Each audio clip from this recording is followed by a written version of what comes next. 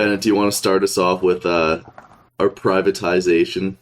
Yeah, sure. We're getting folks. We're getting privatization at two levels of government right now. Service Ontario, which I guess only matters to Ontario listeners, which is I think close to 100% of our demographics, anyways, and like 90% of the country.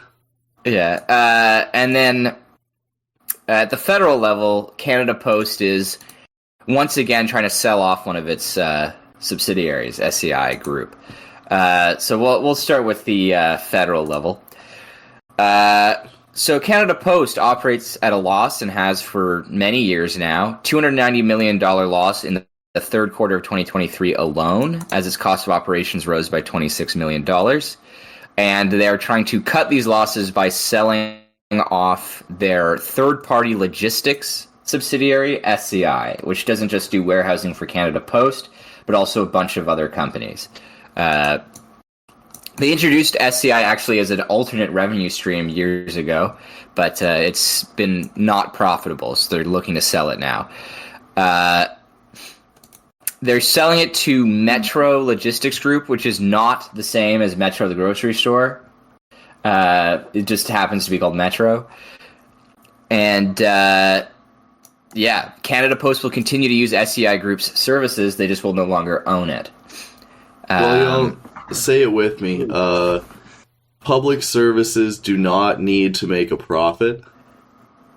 That's it is known. Since 2020, Canada Post has been looking at selling off one of its subsidiaries just to tread water. It was between this and their IT provider, which they also own. Yeah. So they decided to sell off SCI Group on the advice of an economist, an economics professor, who pointed out that the United States Postal Service uses third-party logistics that they don't own for their, quote, last mile of service, the final part of a package's journey, which apparently accounts for more than half of delivery costs, which is why they did this. Now, so they won't have to pay for that last mile, right? Wait, yeah, I guess it's free now. I guess, because constant capital costs don't exist. Yeah. They just now get to do that for free. Wait, Bennett, sorry, you said that what did you say about the IT department? Canada Post has a bunch of subsidiaries, right? One of them is an IT services provider, which they're keeping. No. Innova something or other. No, they sold that off too. It says that Canada Post is still their parent company. That was last week. They decided to sell it off Nova Post to Deloitte. Okay. Well, guys, we have new privatization news coming in. Okay. Fuck. So I guess they're also selling off their IT provider. Yeah. So the thing is, they still have to pay for logistics. That's not a capital cost that is going away. Yeah. They just no longer have to own the company, I guess, that does it. This was a pretty revealing statement by the advisor who told them to do this.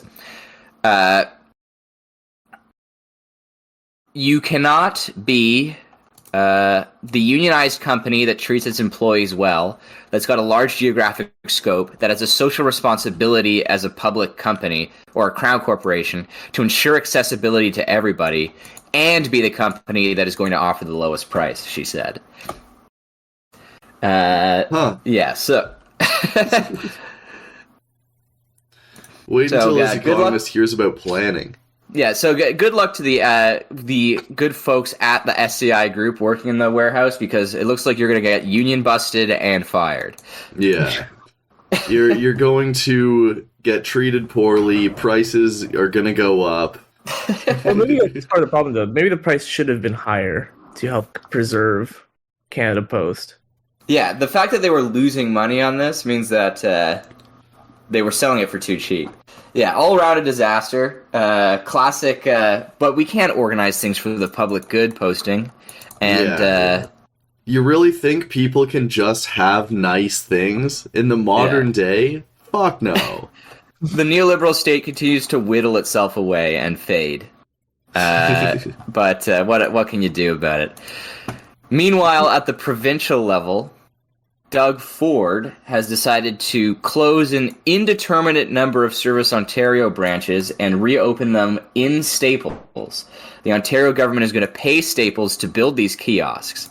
Part of the deal is that Staples needs to rehire the people that Service Ontario is firing for this.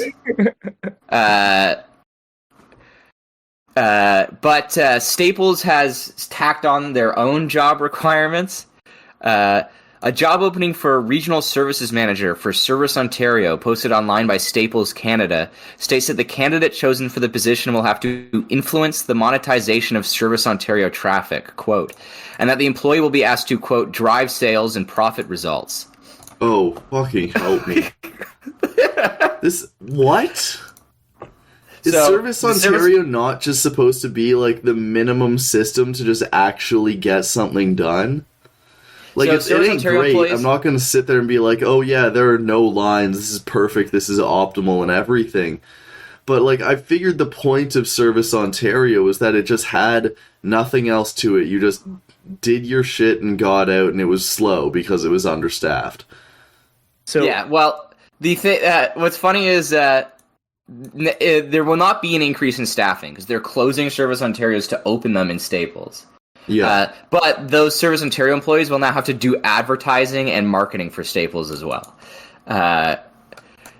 Now, you might think that, well, Staples probably offered the government a good deal for this. No, Staples was unilaterally given the contract without consultation with anyone else. There was no bidding. There were no competitors. The Ontario government just decided Staples gets the contract.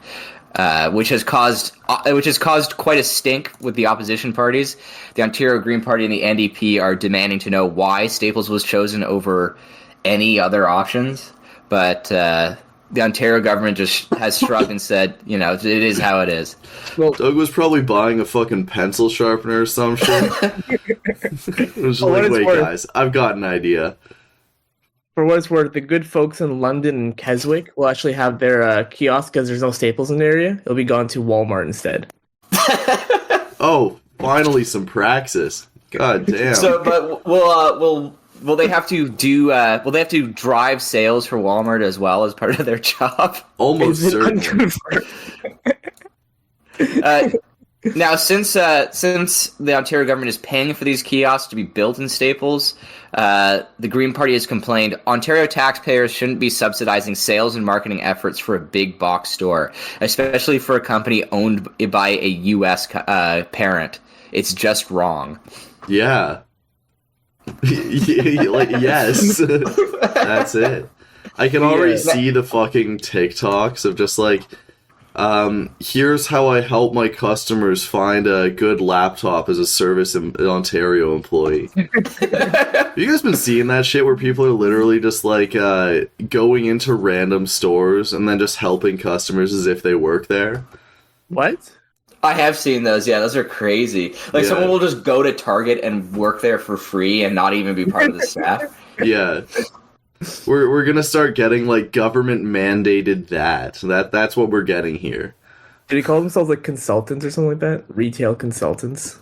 No, we need Service Ontario. As awful as it was to go to Service Ontario every single time I needed to go there, it was nice because, you know, you get it. There's nothing to it. You just go in because you have to do the government thing, and then it takes a while. It eats up a chunk of your day.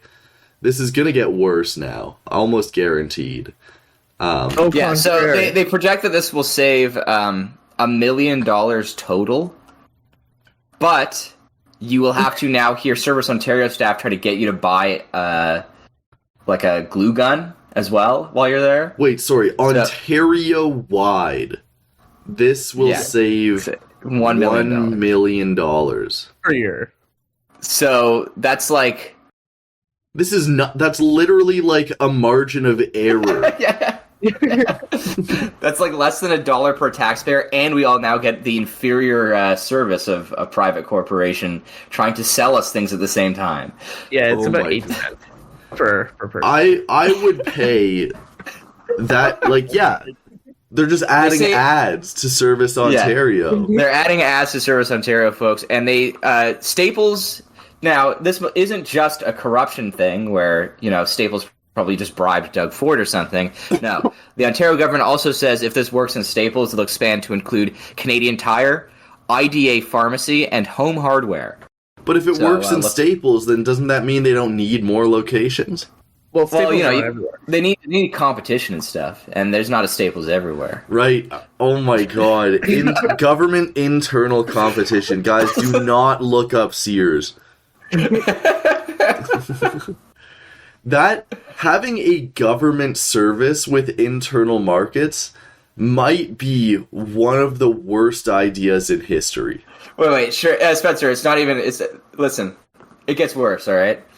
Now, I don't really care about this one way or the other, but one of the deciding factors in going ahead with this project was the fact that Service Ontario centers don't have enough parking, and Staples will provide, quote, ample parking for Service Ontario customers.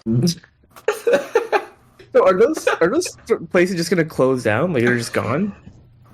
I mean, there's still most Service Ontarios will still be open. They're the government owned storefronts, but some are being closed in order to free up qualified staff to then open in Staples. So, Spencer, for what it's worth, Service Ontario's government-run stores are not being touched. It's only the private ones. I didn't fucking know that was a thing. Oh, yeah. Service Ontario runs on a franchising model, so that they sell, like, you franchise it to individuals, and then individuals franchise a Service Ontario. Yeah. That's been the way for like decades. Anyways, they're closing some of those. The thing is, those franchises, so to speak, still operated basically as subsidiaries of this crown corporation. They weren't trying to sell you a laptop computer at the same time. Yeah.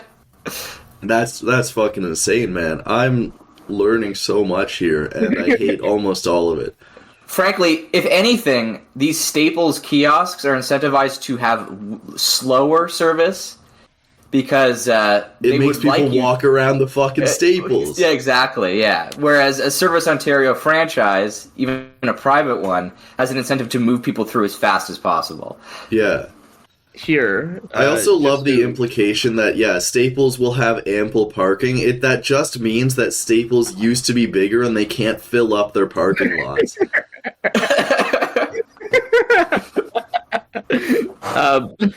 That's actually a really good cogent point.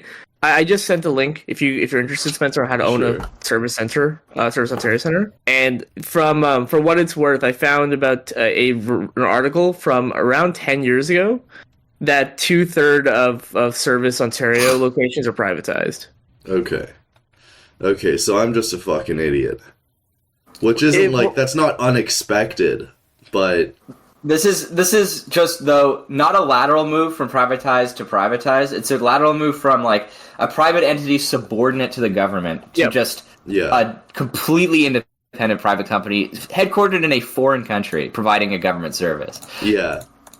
No, one of my favorite things when I was running the Ontario election was every time I would get a call from the people I was contracted out to when I was doing my job. I'm not sure if I'm allowed to say that shit. I signed something, but fuck it, we ball. Everything was out of Virginia, and I remember seeing that, and I'm just like, we've really just outsourced our elections. It is what it is. Canada's kind of like, we're known as the country of the sellout. Yeah, we're the subordinates. Yeah, we're right in the middle. We do better than the global south. We extract from them, but we're still sucked off by the USA. Alas. The flip side is that we can work together now and buy a Service Ontario center. Yeah. Oh yeah, we'll have a 39 in Canada subscribers only Service Ontario, where we will sell merch. You will get instant service as long as you buy one of our shirts that we haven't thought about yet. Yes. Yeah. We could probably make some bomb-ass merch based on our logo. I think we should subcontract that guy who did the Mike Ehrmantraut sweater with the Hillary 2016 on the back. That guy. yeah. I think that guy could be our shirts guy. We'll contact him. I think Hillary 2016 has to be some of the finest aged merch in history. Yeah, the thing is that it's so perfect in so many ways that no other campaign is. Like, you got Reagan Bush 84, which liberals started wearing ironically in the early 2010s. Yeah. But no one likes the Hillary Clinton campaign, ironically or unironically. To liberals, it is such an unfathomable L that they lost to Trump. And to conservatives, they think Hillary Clinton eats babies and lives in the sewers. Right? So no one wants Hillary Clinton 2016 merch. And that makes it so fucking perfect. Yeah. Because that's all that Gen Z were known for, was just everything is now ironic, and Gen Alpha has just tripled down to an incomprehensible degree that their irony is just outlandish to us. Let's listen to this post that I found. This is on r/Catholic memes. Okay. I like to browse the Catholic subreddits because they're deranged. They're the most insane Christian subreddits all the time. Yeah. Quote, I like to think that Joseph Smith, which is the founder of Mormonism, found Arius in the Five Nights at Freddy back rooms, and Arius wrote the Book of Mormon while stuck in there. Bruh. And then it includes a GIF. Arius predicts his reincarnation as Joseph Smith, 336 AD, colorized. And then it's a Five Nights at Freddy character with the text, I always come back. Folks, Gen Alpha is off to a roaring start. Yeah. Honestly, yeah, Gen Z, we did good, but Gen Z, we're getting old now. Gen Alpha, funniest generation so far. I gotta say. Or actually, no, not so far. I think so far Gen Z's done a good job, but Gen Alpha is coming. Gen Alpha is coming. Once they start learning more about the world, the amount of shit that they're gonna put out that is just obscene, hyper-reality is gonna be awesome. I think one of the things which adds to that is the fact that there's just such a huge population decline with Gen Alpha and future generations. Right. There's so little of them, and there's gonna be so many fewer kids in the future. So they have to be funnier to make it up. Speaking of which, why are there so few kids in the future, Trey? I think you have a segment on that. Well, in a rare Boomer L, there was an article posted last week about how that boomers are dealing with the fact that there's lower and lower grandparent rates in Canada. There's just less children being born. And so there's going to be huge social upheaval in terms of what does it mean to be a grandparent now. Well, I have another idea for how to make sure there's less grandparents here. Well, since in 2022, there was about 351,000 babies born in Canada, which is a 5% dip since 2021. And remember, 2021, the first half of it was in a pandemic. Oh. And 2022 was... Yeah, but there's a confounding variable here. People were locked indoors together. So I feel like the birth rates should have gone up. No, so birth rates shot down in 2020 and 2021, specifically because a lot of potential mothers were terrified of the idea of delivering in a COVID-filled hospital. Okay. I also feel like everyone got their Trudeau bucks, so all they could spend it on was billions of condoms for their demon sex rituals. You know? I feel like Satan won during the COVID years. You could tell because of how pissed off all the Christian nationalists were. Well, 69% of potential mothers who were planning to or who were pregnant were terrified during the pandemic, which all things make sense. So I guess you could see a lot of people trying to get away or reduce risk of pregnancy, even if they're stuck together. But 2022 was the worst year for Canadian births since 2005. I have no idea what happened in 2005. But the fact that 2022, a year where there was no pandemic, there was no situation like that, was way worse than the pandemic years is horrifying. Now, another interesting tidbit that Shrey had mentioned before is that 2020, the pandemic year, was the worst year for birth since I think it was 2006. Yep. So 2005, 2006, we have no idea. Like, what happened? Yeah. There doesn't seem to be anything. Housing, everyone could buy housing because it was pre that crisis. It seems like those would have been good years for having kids as far as we're concerned. Unless, we're just idiots, which might be true. Yeah, well, we'll look into it more. But maybe we're just getting another rare back-to-back. No one's fucking anymore. Yeah. Well, What are people doing these days? Because no one's reading, no one's having sex. Yeah. What? They're People just watching TV all day. they're playing League of Legends. They're playing League of Legends. I know so many people that still play League of Legends. I quit League of Legends 10 years ago. It's a decade this year. Do you think League of Legends is behind the low birth rates? Is it? No, I think it might. Well, okay. I think that everyone. Listen, whatever it is, video games are at fault. Let's make that clear. Yeah, video games are bad. They stop people from fucking indexing every single bug in the forest.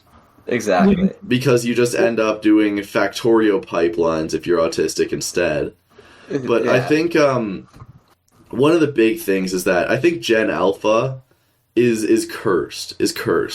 Because everyone's always talking about Riz, you know? How do you get that Riz? And Riz is just like charisma for talking to women. Mm-hmm. And the whole thing with this is that none of them do have any Riz because they can't fucking speak normally, let alone to women. Like, they can... Okay, also, in Gen Alpha's defense, they're also, like, 7 years old. I think they've got some time to figure it out. Oh, I mean, like, maybe I'm just talking younger Gen Z. Oh, yeah, we're the oldest Gen Z, aren't we?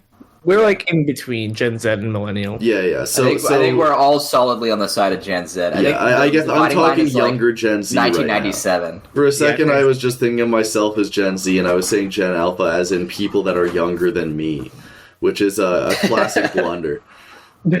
No, Gen Alpha's like 7 or 8 years old right now. But anyways, because they're terminally online. The easiest way to go out, get people fucking, get people into relationships and stuff like that. There's a few ways for this to happen. One is they need to be able to go places to have fun that are cheap and accessible and just pretty normal but have something up, you know? Like a pub, pretty normal spot, but you're slamming pitchers. A concert, it's just kind of a big square room, but there's some music, you know? And tickets are cheap. Normal thing with a twist to it. Give them an extra reason to be there. If conversation is awkward, you can just listen to the music, stuff like that. You're talking about a third place theory, eh? Kind of, I guess. Previously, people had the home, the work, and then a third place to congregate, whether that be church or a bar. Yeah. To just kind of enjoy and relax in. Yeah, but I think there should be a lot of places. And the thing is, like, the young Gen Z, nothing is affordable. Getting a pitcher and a pound of wings is like 10% of my weekly income.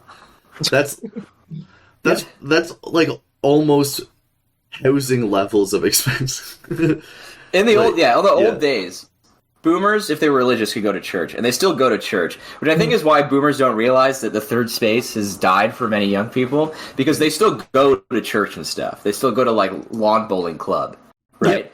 Yeah, a lot of the young people aren't interested in a lot of things old people were, right? Young people are less religious. They don't want to play lawn bowling or whatever. But the stuff that, like, boomers also had back then, like the pub, is just no longer affordable. So I think boomers don't realize that there's that lack of sort of a non-work, non-home community to hang out in that appeals to young people. You do have a third space, though. It's just the third space is an online server of whatever sort. Yeah. That's where you get your random interactions. That's where you just bump into new people and meet. And you know what you can't do online? Actually fuck. Or actually meet people. Yeah, like see them in person. Yeah. And also the online culture is different. So everyone talks about, like, Riz, and now Riz is isolated to, like, these 10-second moments, you know, where you do something good that's attractive to a girl. But there's an issue here, is that you can get a girl interested in you briefly. That's not getting her home. Now you have to fill up a whole another 30 minutes on top of that 10-second little bit to try to make that happen. And I think that is going to be devastating to younger people, is that whole process, when it's not built for you, like in university when everyone lives 2 meters away and you could just be, like, walking and you're like, hey, let's stop by, you know? Okay. I also think the internet definitely has ravaged people's attention spans and replaced traditional third spaces. But I think there's another aspect to the internet that is interfering in the ability for people to meaningfully pair bond, and that is the internet's tendency to inflame tensions and create echo chambers has created a situation where you've got men congregating online, and women congregating online in gender war spaces and convincing themselves that that men hate women and women hate men, right? Yeah. So you create like a sigma grind set sphere of guys who are like, women are driven only by biological urges, and they hate beta males, and they that kind of thing. So I need to looks max and mew, and I need to grind so that I have millions of dollars so I can compete in this sexual marketplace. Yeah, and that creates, I think, a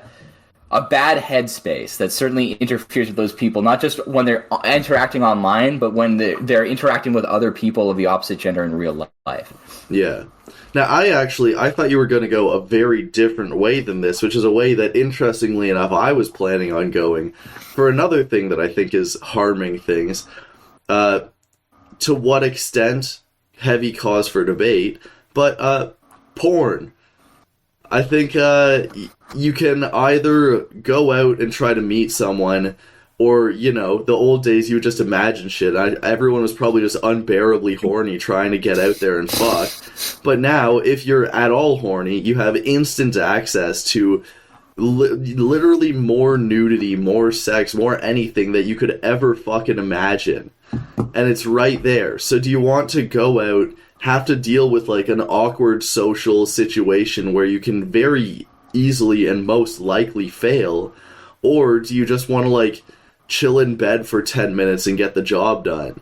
It seems like a very imbalanced thing, and I think it also kind of has porn alongside the whole Riz thing does kind of, I try not to be too on this, but it is objectifying.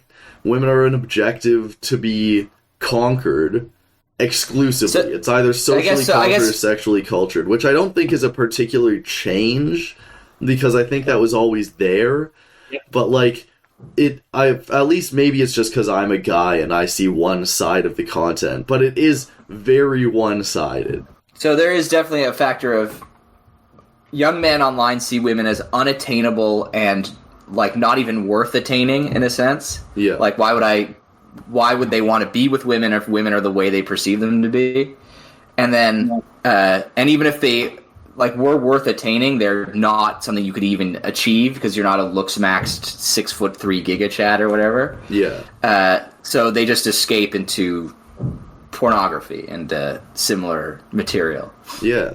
And also porn, you could get your most hyper kink focused, individually curated sex that you want to see, where in the real world someone just might not be into that.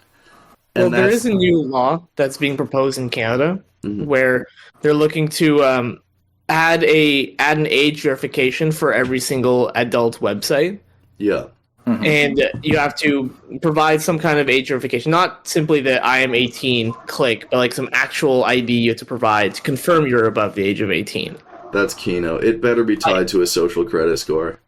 I am curious to see what they're going to include as an adult website, because I think it was like a 30% of Reddit is just porn and stuff like that. So I'm curious if Reddit, Twitter, and all of them will also be hit hard with this. Not Tumblr, because Tumblr doesn't have porn anymore, but... Fuck, man. Such a shame.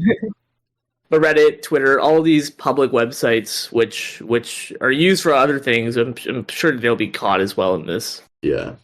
Honestly, maybe a porn crackdown on regular social media will be the same, or will be good, because the main issue I have people will have their social space and their sex space. It won't just be like constantly fed slop that slowly gets more sexual until you're just there now.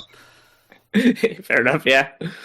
The main issue I have with the porn crackdown is it's just an issue of like websites shouldn't be collecting people's like identification data to that level of detail. Yeah, it's just it's a tough situation. We don't want children accessing porn, but we also don't want websites collecting driver's licenses. Well, an alternative, Bennett, that was proposed by the Senate of Canada, and this is mainly done through the work of Senator Julie Méville-Deschamps, and she was talking about potentially using one of those services that looks at your face and then tries its best to estimate your age.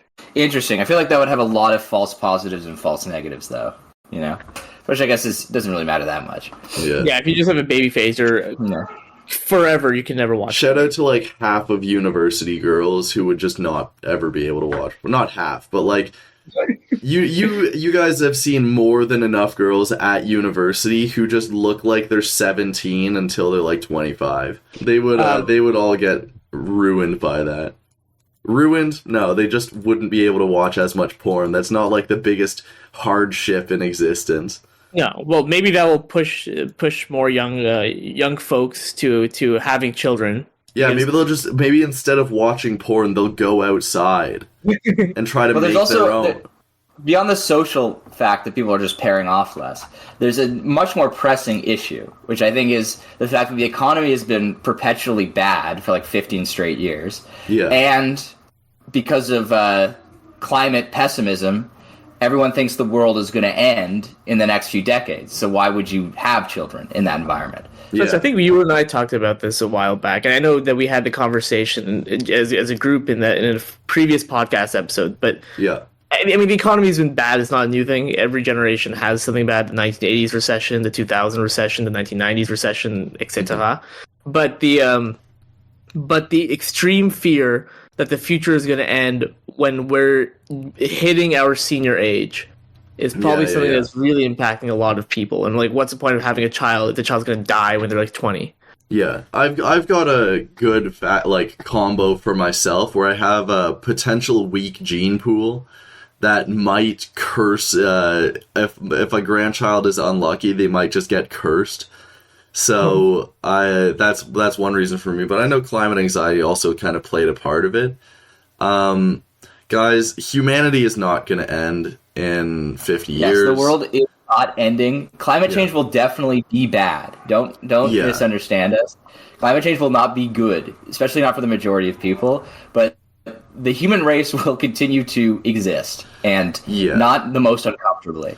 Like, the humans will probably be, to some degree, pretty much fine through advancing climate control systems and all of that. The rest of the world might, be a little less nice and all of that. I think there will be less joy, and based on how things are working conditions may not be as great. But like, it's that's not necessarily the climate issue. Like that's another issue altogether. Humans aren't going extinct. Don't worry about humans going extinct. That's something I keep seeing popping up here and there. It's just a misrepresentation of the science. If the science is, if climate change continues on and no one buys any form of climate control at all, and no one moves at all, lots of people will die. And that's like, that will happen. But, as things happen, people will move. Well, I guess they can't afford houses, but alas. And people will also buy climate control and stuff like that. Well, here's the thing: if you're listening to this right now, climate change is not going to kill you. That's the long and short. Yeah, that's true. That's true. Climate change isn't going to be good, but it's not going to end the human race. I think a lot of it comes from. It's like a double-edged sword. I guess this is like climate pessimism backfiring, but climate pessimism isn't necessarily a bad thing because it motivates action. It gets people to actually try to solve the problem. So, I'm not saying you should not be climate pessimistic. I'm just saying don't be so climate pessimistic you give up on life and decide to wither away. Yeah. Well, here's the numbers generally. That 34% of people between the ages of 15 to 49 don't intend to have children at all. That rocks. That means more than 1/3 of people will just never have a children if they continue this opinion all the way until 49. Yeah. And even past that, like even if we look at women and 50 years and older, and I don't want to put this on women specifically, just the stat is for women, but women 50 years and older are 17.4% don't have children or any biological children. So we are going through just a general birth rate collapse, which is not exclusive to Canada. I know from countries to China and Italy are also facing a similar problem. But it's going to hit our society especially hard, given that we have a smaller population in a very geographically wide and diverse area. Yeah, well, I think, okay, there's something that I think I've said on here before, is that 2008 marked the complete failure of the neoliberal era. Because it showed that if you try to reduce government intervention, the government will need to massively intervene to keep things afloat. It's just a different way. Instead of it being there already, it will need to bail out the market in a big way, however often. That's the market collapses.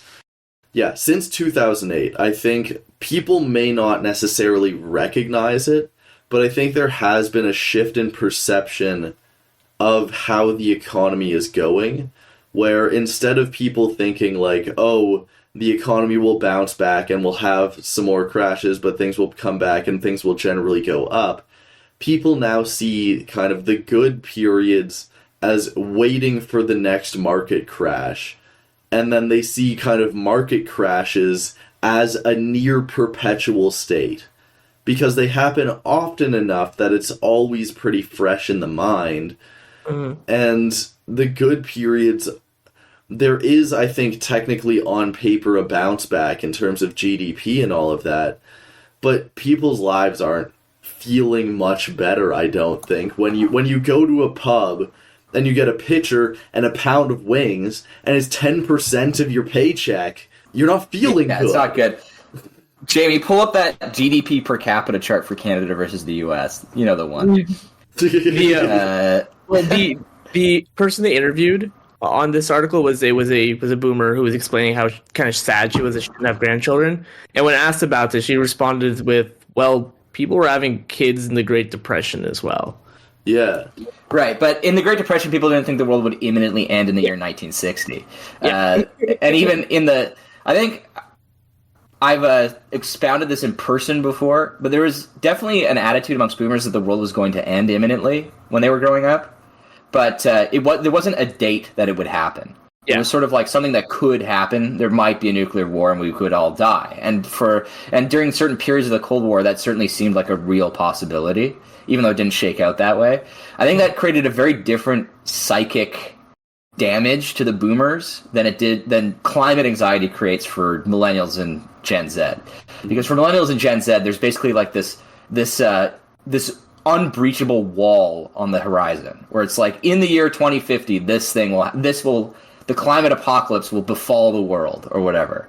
Right? There's the climate apocalypse can't happen tomorrow.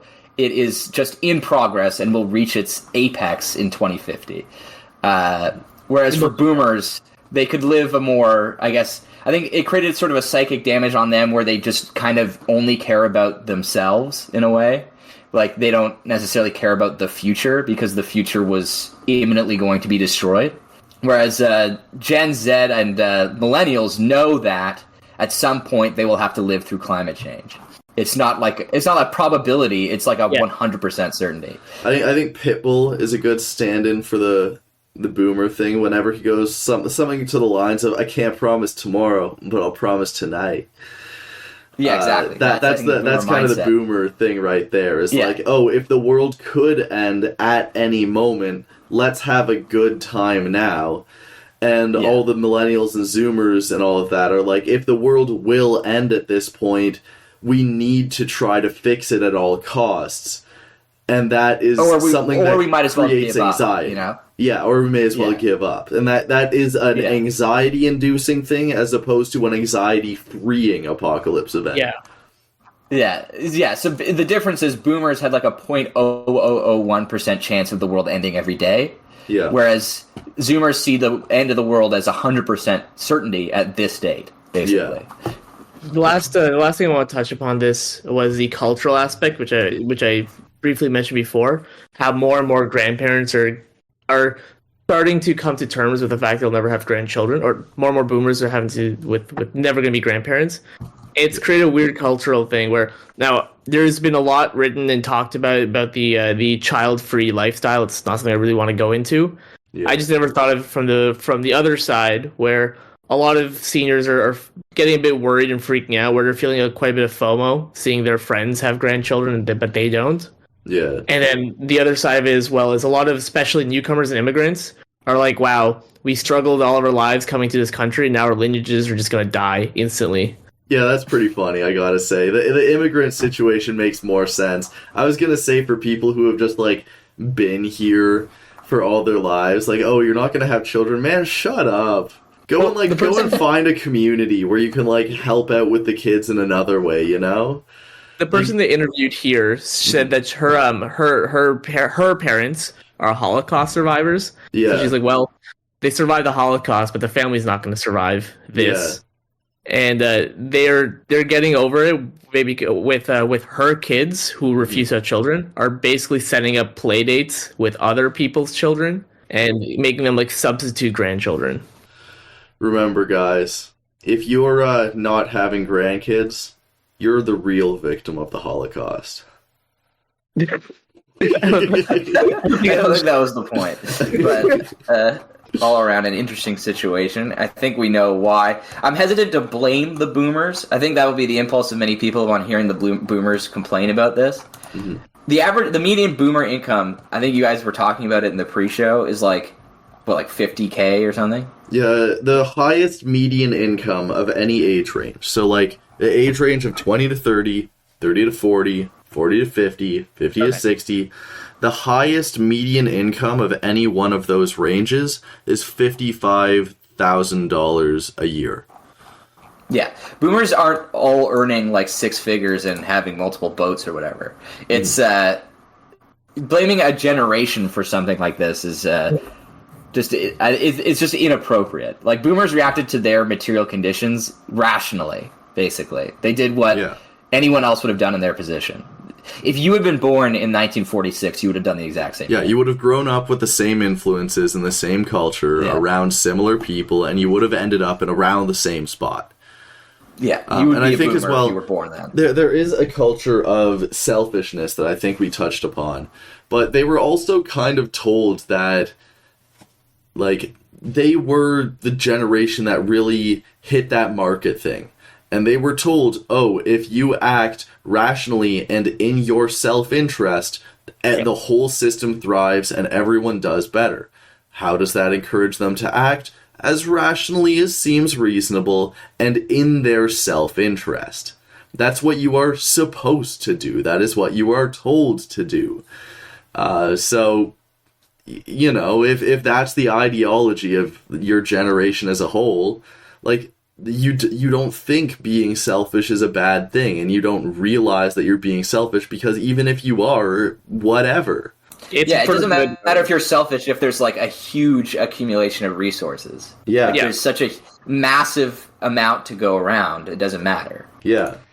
I think to quote Richard Wolff as well, is they were in on this kind of deal where, yeah, the Soviet Union was pretty recent, but yeah, there was like the Soviets and the Social Democrats and all of that, who had all of their either worker ownership, kind of, but like put through the government. They were doing their thing in the Soviet economy. And then there's like the Scandinavian stuff, which was all like more government influence in the market. But they were told, you know, if you do your 9 to 5 and you go to work, you will come back and you'll have, like, I guess I'm a guy, so you'll have a wife who's kind of taking care of the home for you, and you won't have to worry about anything, and the standard of living will rise. So even though work sucks, and you're not really having a blast there, and it beats you up physically and mentally, like, things are getting better and things are going up. You will have, like, once you're done work, that is your free time where you can do what you want. But now that has evolved with the rise of social media and all of that. Social media is fundamentally built on communities providing their content for free. It is people doing free labor in their spare time for fun. posting memes, sharing memes, doing all of that, consuming the content, and watching ads. So you go to work, and now both adults in the family or whatever will have to go to work. And the work sucks, and then you get home, now you have to clean outside of work hours, plus the escape is providing more free labor for another faceless corporation, and guess what? The standard of living is going down. I'm going to also add one more thing to that, where there was also a very high imperative, especially in the 60s to 80s, where the prime ministers and so forth would constantly push people to buy more things, right? Because that helps the economy, and buying more things shows off those Ruski commies that life is better here. It's your moral imperative and duty to buy things. But now it's gotten to the point where it's not much for... We don't have a nationalistic threat that we have to buy things for. Yeah. And because of social media and internet, we're constantly being told to buy things all the time. So it's gone to a much more extreme where you can't really get away from it. Yeah. It's just a constant bombardment. It never ends. I think that's kind of what really defines our generation's struggle, is the fact that we're working more than ever. We're not making more than ever. Most of us can't even afford a house anymore, and the standard of living is just going down. So it seems like that all the momentum has not only been lost, but it's been reversed. People are losing faith in anything for the system. They don't believe the system can have any response to anything like the climate crisis. And when all of that is happening, no one's fucking settling down and having kids. You're trying to figure your shit out. And I think that's reasonable. Anyways, y'all, go and make some grandchildren. We need the highest percentage of viewership actively fucking of any podcast. That's what we need. We can... All right. We could probably do that. We could probably do that. Let's talk about foreign affairs. Guys, if you don't fuck it within the next month, unsubscribe. Don't watch our podcast anymore. Oh my god. All right, let's talk about foreign affairs. Foreign affairs? All right. Well, I'm about to go crazy. I'm about to kind of pop off. First, I'll do a very brief tie-in to our own affairs, which this is just a article from the CBC. Poilievre calls Trudeau's stance on genocide case against Israel incomprehensible. So, fellas, what did Trudeau say about this? Good question. Are you actually a asking? lot. Yeah. I figured someone was just gonna pop in with like the general statement. I've lost it in the article, so Canada has vacillated like between two simultaneous positions back and forth. So calling the government's response incomprehensible isn't the worst thing Poilievre has ever said. That's probably true. Yeah, like at different points, Trudeau has said it's ridiculous to accuse Israel of genocide, and then and opposed the court case of the ICJ, and then switched and said we support the court case. It's been very wishy-washy. Yeah. So in this article, it says Trudeau has said we wholeheartedly support the International Court of Justice, which does not mean we support the premise of the case brought forward by South Africa. Which I find very funny. Not funny haha, but funny weird, as the kids say. And I liked Poilievre. You would need a linguist with a PhD and a magnifying glass to figure out the garble that comes out of the foreign minister. Ladies and gentlemen, y'all know the PhD people walking around with them magnifying glasses. Just so they can read. Now, we have reading glasses these days. So what does Poilievre say? He rejects the genocide allegation against Israel and says they are shameless and dishonest attacks on Jewish people. Poilievre has that, but he's not wrong about the fact that the Canadian Foreign Ministry has not really given a response, which is stable. Well, I think everyone is trapped because in the Vivest, there is... You do the neoliberal project. There are two things that the state should do and two things that the state should boil down to. One of those things is that the state needs to have a policing service internally to defend private property and the like. And the other is that you need to have an overall military force to make sure you defend capitalism on the global scale, an internal and an external defense of capital and private property. And that's all the state is really supposed to do. Everything else should be left to the market. And Israel is kind of a military intelligence and surveillance behemoth in the world, and that makes it incredibly useful, and the Vivest can't put any wedge in between us and them. Yeah, that, like, Israel is just kind of that behemoth, so no one can really challenge them on that front, and unfortunately they're also doing something bad. So, there is the case of South Africa against Palestine alleging a genocide in the International Court of Justice, and South Africa's case was really good, and I actually reread Ordinary Men, a book about the Holocaust, and how they turned ordinary people into people that would kill Jews, because, how did they do that? Because that is kind of what drove the genocide, was Germans being able to turn just some random factory worker or a businessman into someone who would do movements with the SS and, like, ship people to concentration camps and all of that. People probably wouldn't just wake up this morning and say, you know what, let's do that, That doesn't happen. And a big part of their case was using the language of people like, is it the Prime Minister, Benjamin Netanyahu? Is that the right term for it? Yes. The president is a ceremonial position in Israel, so they don't do anything. But using the language of Netanyahu and other people close to him and showing their language and general intent and kind of animalization of Palestinians and all of that, creating a direct link to the soldiers and showing the soldiers echoing the same words and sentiments while they're carrying out wider attacks. Now, genocide is usually something that is very difficult to prove. Proving intent is fundamentally tough, because someone can say something ironically or misspeak or anything like that.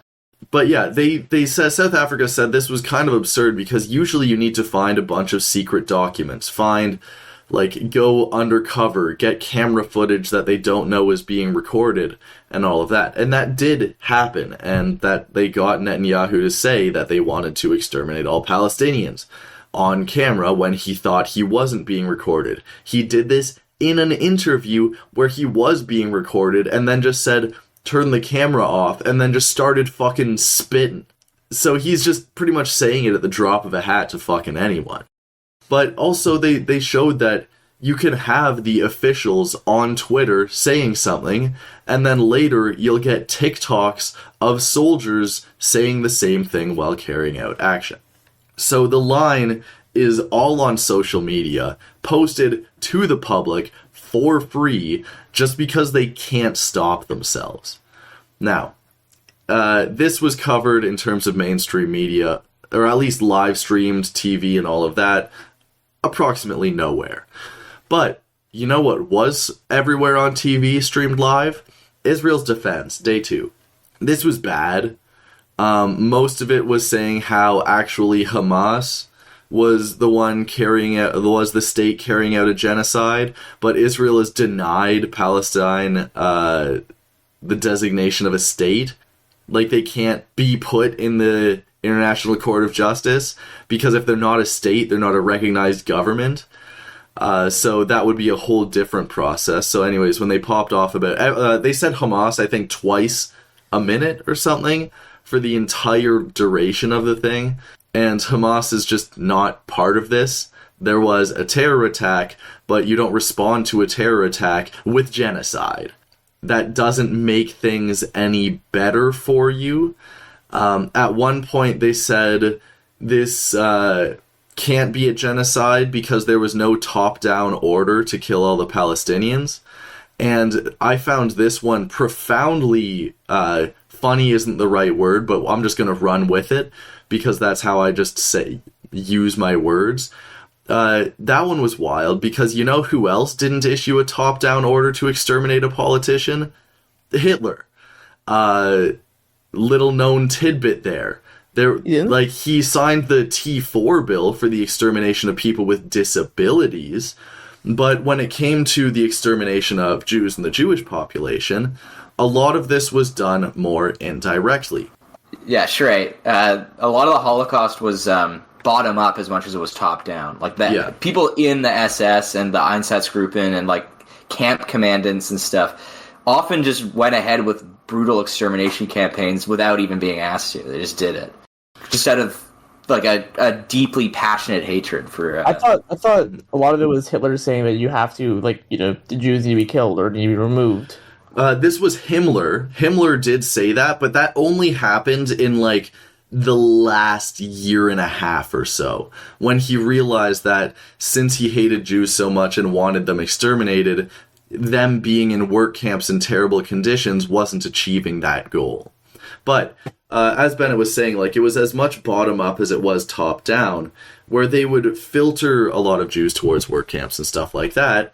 And they would say, oh yeah, the elderly and the disabled have no purpose there. And also, you need to make it to the work camp in like 2 days when it's a 3-day trip, and they had a bunch of walking to do. So as people were getting exhausted and the elderly and disabled were holding them back, and they would have no purpose at the destination, people just figured, oh, okay, our job is to get rid of those people. How do you get rid of those people? Well, they came up with their solutions. They killed them. So this was weird because this is literally an extremely common Holocaust denier point, is to say that there was no top-down order. And it was rather shocking to see it happen there. Now, it wasn't all bottom-up. There still was top-down. But there's a lot of trying to find out exactly how things move. There's a lot of historical documentation. If you want to read more on that, read Ordinary Man or a lot of books about the Holocaust. There are a lot of good books. Luckily, it's extremely well documented, so we can know just about everything that happened. Ordinary Men has a whole chapter where they go into the individual minute-by-minute timings of train trips, which is pretty extraordinary that someone could put that together. That would take a lot of research. Yeah, that one just blew my mind. I think that was one of the more insane points I've ever seen come out of this, because a major part of the Israeli project is keeping the memory of the Holocaust, or the Zionist project, I should say. Again, I said at the start of my last one, State of Israel, completely unequal to Jews. I think that, in my opinion, conflating those would be anti-Semitic. Because I don't believe Jews want what the State of Israel is doing. A big part of the Zionist project is keeping the Holocaust alive, because they would not be able to do this if they were not able to self-victimize. Now, I'm a big advocate for keeping the Holocaust alive, but in its kind of, in the view of studying a kind of industrialized genocide of a population, understanding the movements and mechanisms that happen behind it, and learning a lot from it. But a lot of the Zionist movement is more or less the Holocaust happened. You have to understand what it's like to be constantly threatened and attacked. Now, are Jews constantly threatened and attacked? There are a lot of Nazis out there. Yes, they are, and that is not good. But yeah, in my mind, it's a weird slant on the memory of the Holocaust, what they're able to do when they constantly bring it up in the trial, even though it's not relevant to the trial. The Holocaust happening 80 years ago doesn't impact whether or not they are, the State of Israel is doing a genocide now. The thing is, have you read Holocaust Industry by Norman Finkelstein? No. You know who Norman Finkelstein is, though, right? Yes. Yeah. So he wrote his. Sure, you might not know who he is, but his parents were in the Holocaust. They're victims of the Holocaust. He's Polish. He's a Polish Jewish person, and now an American academic. And he wrote a book called "The Holocaust Industry: Reflections on the Exploitation of Jewish Suffering," in which, in the year 2000, in which he basically catalogs the history of Zionism as like a genocidal project, abusing the memory of the Holocaust, like using its history to like hide behind and justify, and even to like fundraise for their goals.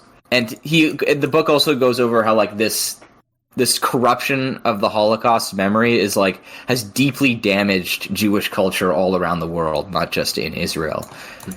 It really is like a tragedy of its own.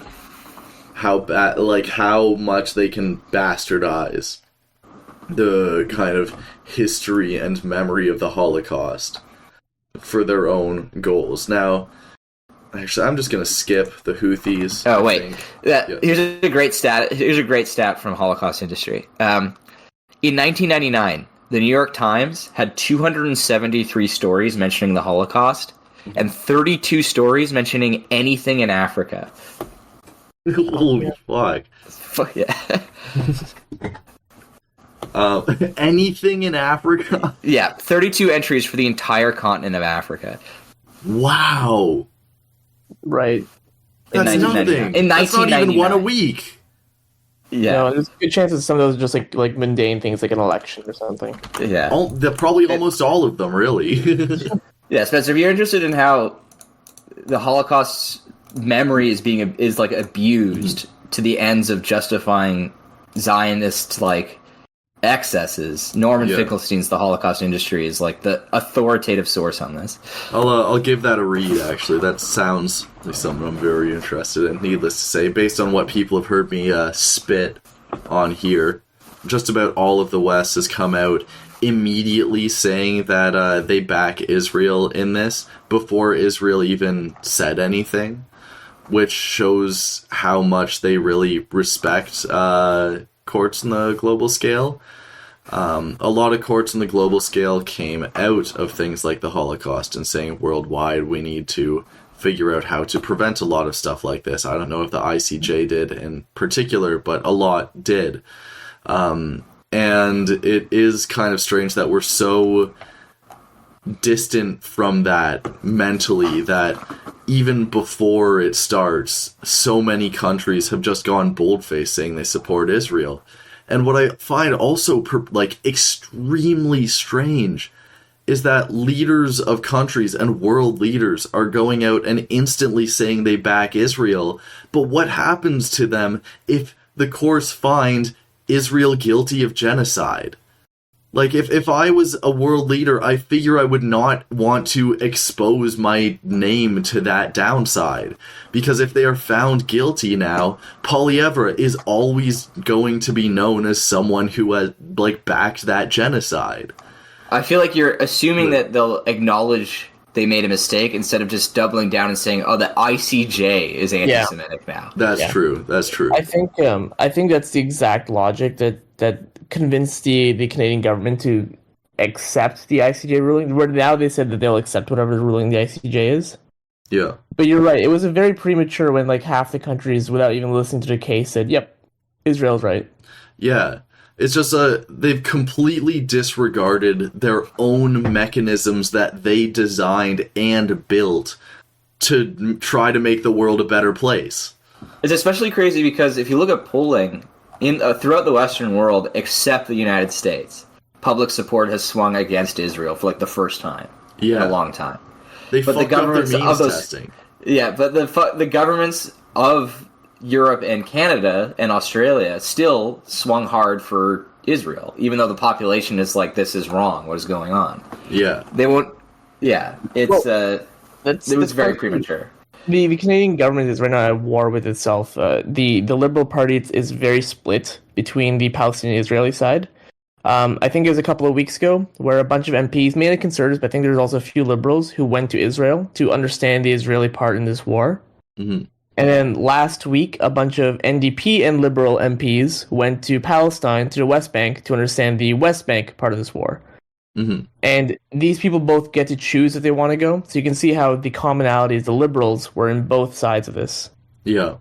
And so there's a huge amount of conflict happening where MPs are threatening to leave the party on both because of both sides of the conflict. Oh my god. Yeah, I also have a feeling that a lot of politicians have just been the government has been backing Israel for so long that they literally saw, oh, something's happening over there, I'll write back Israel, and then just didn't do anything else. And, like, that process all started, and then now the population is swinging against them. Another massive Trudeau L. I would... there was also... in Montreal is a city filled with a lot more of the Arabic and Jewish diaspora. Yeah. For a long time, there was a lot of anti-Semitic things where, I'm not sure if you saw, but synagogues were getting threatened and being firebombed in Montreal. Yeah. So in the beginning, especially, it was very easy to stick by the Israeli side if you conflate Israelis as being Jewish and therefore they must be together. Yeah, yeah. And let's be honest here, the synagogues were being attacked not because they were mainly because they were because they were Jewish, right? Yeah, and so a lot of people conflated absolutely. them. How do I say? I was saying earlier in the last one, the human thing to do when something like this happens is be there and support your friends, because they might have skin in the game. And I think a lot of Jewish people also are very drawn towards supporting Israel more because they do have family or friends that either live there or are very frequently there and have kind of personal experience with it, which puts pressure on them to do that. You know, they're worried for their safety, their regular life, and a lot of the time just like the Western media is lying. No, but the news doesn't cover it as much as it doesn't cover kind of what people are really figuring out now, and it historically has not. So a lot of people may have skin in the game. They may have family and experience over there if they're Jewish, and they may also not know about it, which may cause them to back Israel, which is a perfectly reasonable and human thing to do, and doesn't mean that they're advocating for genocide. And that's part of how the state of Israel has managed to swing things in his favor, even when things shouldn't, I think I said Israel, not Netanyahu. But, yeah, it's kind of how the state of Israel, another way that they've managed to swing things in their favor, even if people who know more likely would not be in their favor. The other thing to consider is that Israel doesn't necessarily mind if their activities lead to anti-Semitism elsewhere, like the conflation of Jews with Israel, is an explicit part of their foreign policy, is conflating Jews with Israel, because they see themselves as locked in a demographic war with Arabs. Yeah. They need Jews abroad to move to Israel. They don't want them to stay in their home countries. So making Canada inhospitable to Jews through their extreme actions, and therefore causing people in Canada to become more anti-Semitic due to the false conflation of Jews in Israel, is something that Israel explicitly wants to happen, because it leads to those Jews making Aliyah, moving to Israel. Yeah.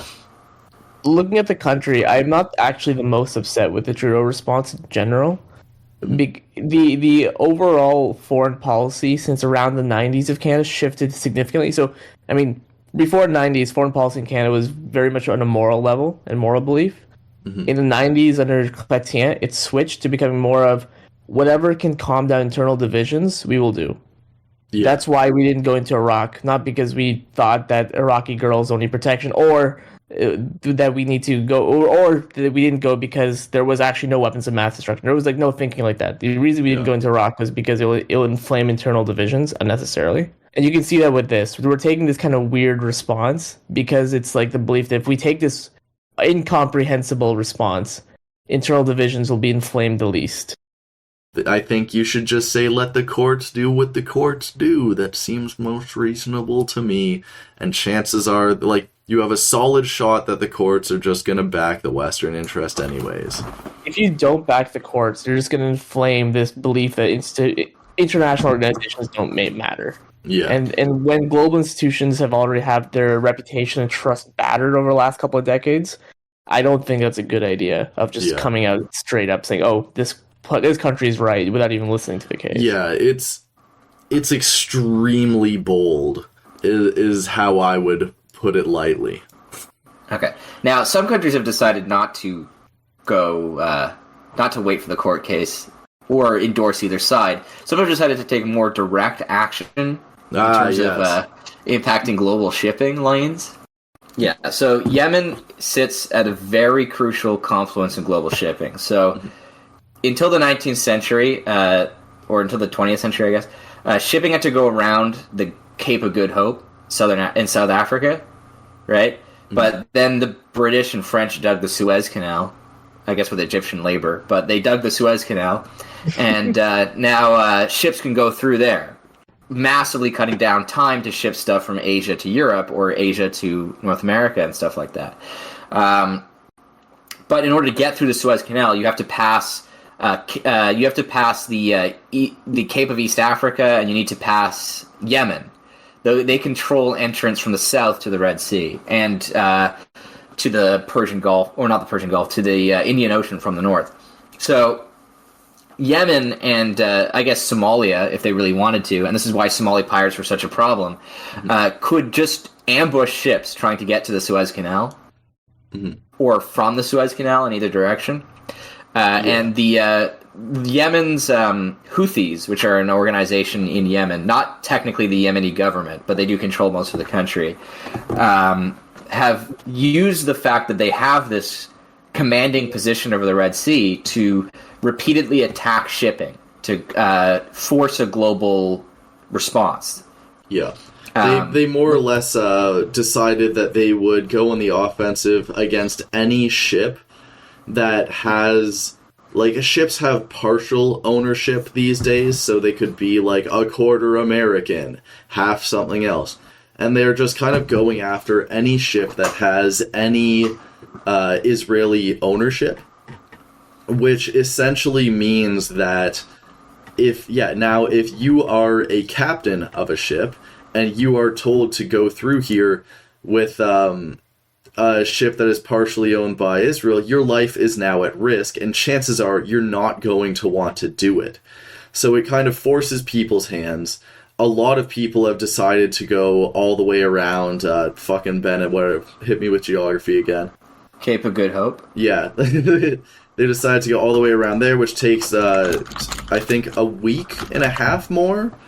Takes a long time, yeah. It takes much longer. It is significantly more expensive as well, by like 30% or something. So that's another inflationary push on the world, because this handles a significant amount of global shipping. And their demands are that the State of Israel and the IDF withdraws from the Gaza Strip, and that's what they're doing. So what has the response to this been? Well, America started bombing Yemen. So that's cool, I guess. Operation Prosperity Guardian, baby. Prosperity Guardian, yeah. The thing is, it's like, obviously what the U.S. should do is get Israel out of Gaza, right? Yeah. That would be the right move. The thing is, the U.S. was never going to do that. This was only going to end this way, with NATO bombing Yemen, because the Red Sea is too important to allow this to happen. Like, they can't just sit back and let this happen. If I'm correct, I believe the U.S. just bombed a bunch of civilians. Now, they did nothing. They just bombed the capital, like today or yesterday. Yeah, I think it was a joint Royal Navy, U.S. Navy operation, basically. I think they've done a couple things over the last few days. Now, I have to double check whether this is a previous time that this has happened, but I just wanted to highlight something where the U.S. may have attacked a target that contained a lot of civilians, and the response to this was, oh, well, the Houthis are using civilians as human shields, so there you go. And this is something that I see all the time. If you go back to the Gaza Strip, then Hamas is using the Palestinians as human shields. And that is it is literally just an excuse for killing civilians. It just makes the murder of innocent civilians now acceptable. And that's all that language serves to do. Now, when it comes down to it, I'm not sure what the Houthis thought would happen. I'm sure that, well, I guess they probably knew that they were going to get, put on blast. Yeah. They just expected to be backed by, is it Iraq or Iran? Iran, yeah. but Iran is backing them. I know, the thing is, one thing that maybe they didn't expect this, but China has come out against the Houthis. China's like, get the Red Sea back under control. Well, yeah, because China needs money, right? Yeah, I guess they're shipping as well. So I think the Houthis might have gambled on more international support than they actually got. Yeah. But it seems like NATO's classic enemies don't actually care that much about the Houthis, unfortunately. So Yeah, I imagine they're doing exactly what they're doing, is they're trying to do direct action, like you said. Is that they're saying, oh, okay, Israel is committing a genocide, we have to do something as much as we can, and they probably just think it's worth it. They probably didn't think, they probably knew the U.S. would intervene, and they probably weren't thinking, oh yeah, we're gonna beat the U.S. in a naval battle. But they were probably thinking, okay, what this will do is probably cause a divestment from Israel, and maybe, depending how people back, they might also get Israel out of the Gaza Strip, and that's probably what they thought is the best thing. I doubt they were going into this thinking, yeah, we're going to reach every military goal, Well, it might go further than that. It might. The entire Gaza situation has inflamed the Middle East, where the Middle East is becoming a lot more worried. They were very close to Saudi Arabia recognizing Israel as an official country, right? And because of this entire situation in Gaza, Saudi Arabia has decided to pause their recognition of Israel. So that's already a huge impact. Maybe the thought process by inflaming these tensions further, there'll be more of a recognition from the Middle East that they cannot work with Israel, and therefore the U.S. Similar to how in the 1980s, the Middle Easterners, through OPEC, completely destroy the American economy by increasing oil and the global economy even. People often forget the oil crisis wasn't just the U.S. That shit hit the Soviets hard. For one thing I did want to touch was a Canadian contribution, because Canada is also part of this Operation Prosperity Guardian. Most people don't realize this, but we are involved with that battle, or that theater currently. Yeah, it's 3 officers have been sent, like an attaché, I think. Yeah.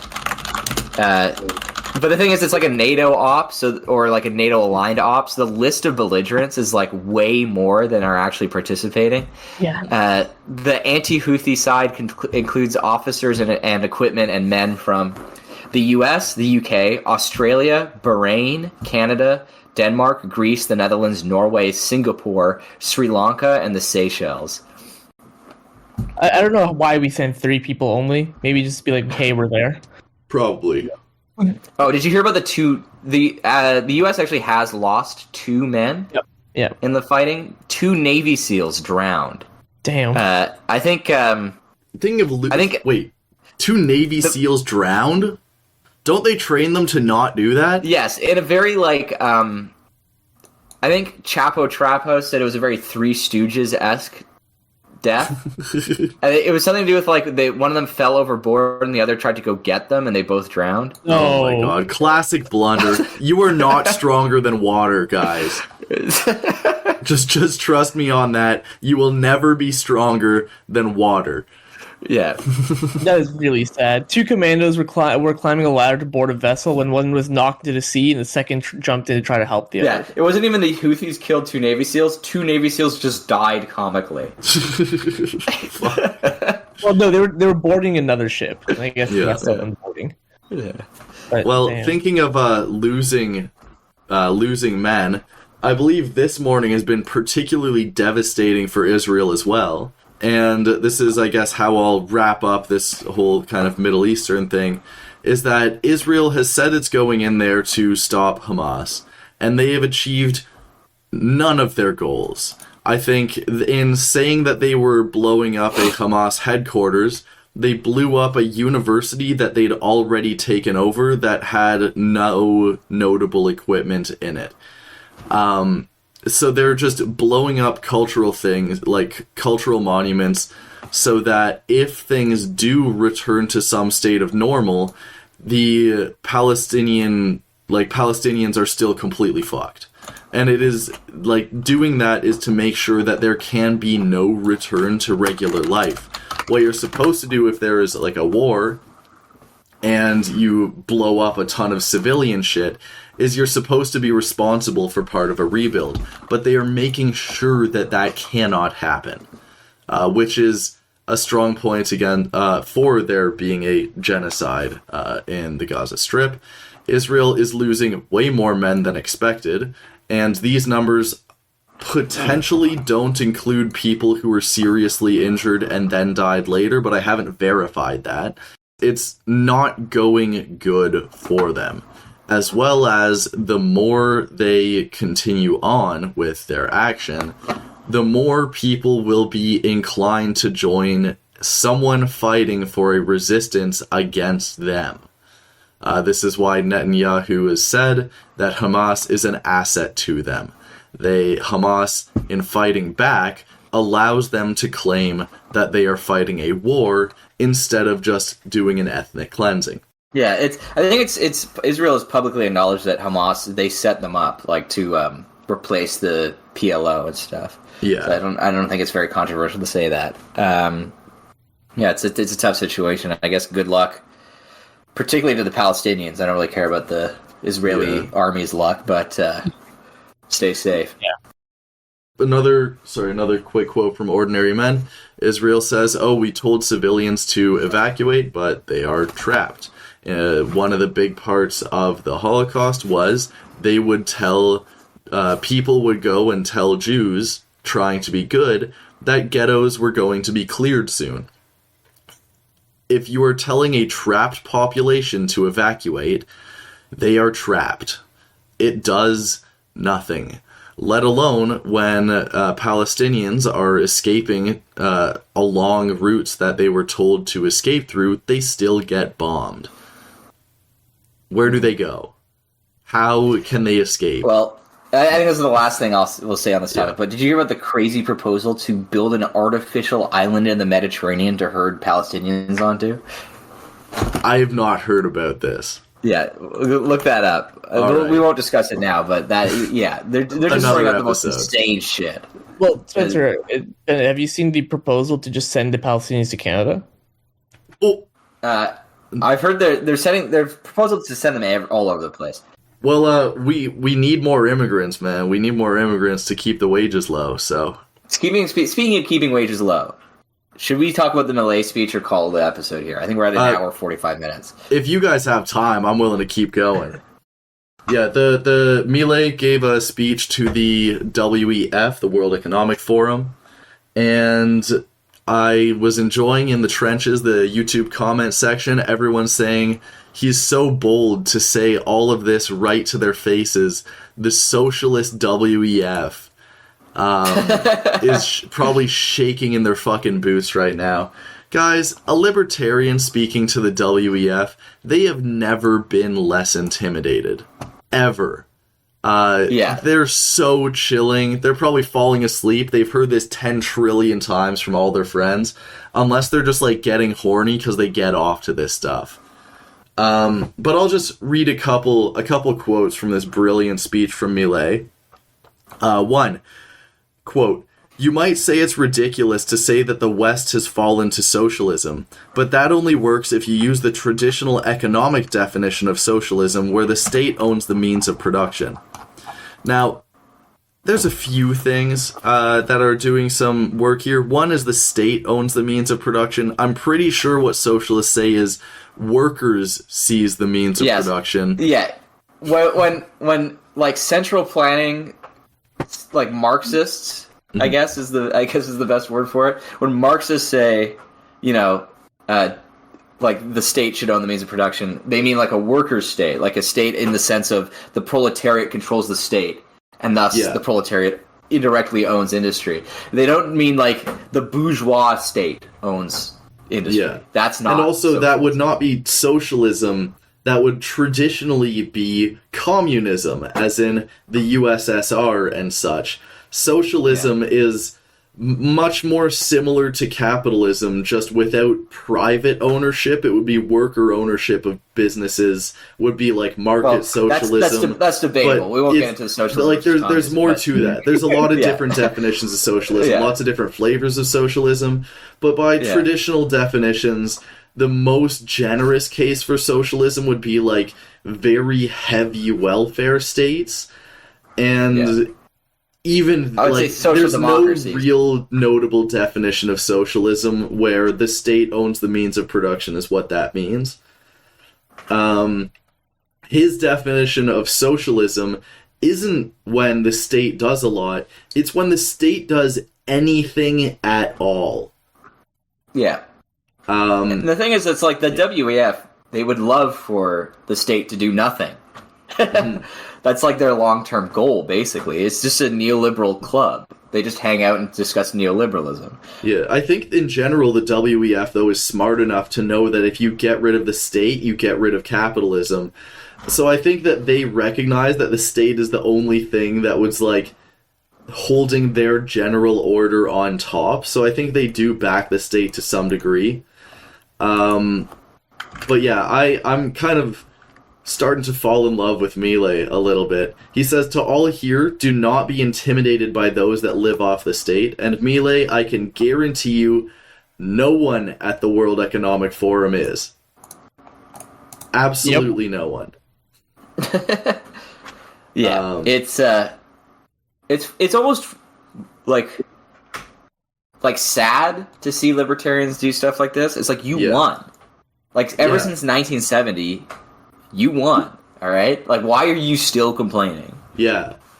We are rapidly approaching as close as we can get to your ideology as possible. Like, he also said that there is no such thing as a market failure.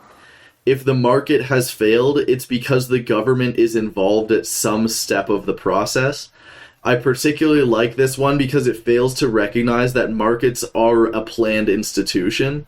So by every definition, there will be some sort of central body involved in markets that has to keep the market going, that has to have the market. So it immediately means that if there is something involved in the market, then it wasn't a market failure. I guess he's right, but there's no market where this wouldn't apply. So, you know, he's our guy.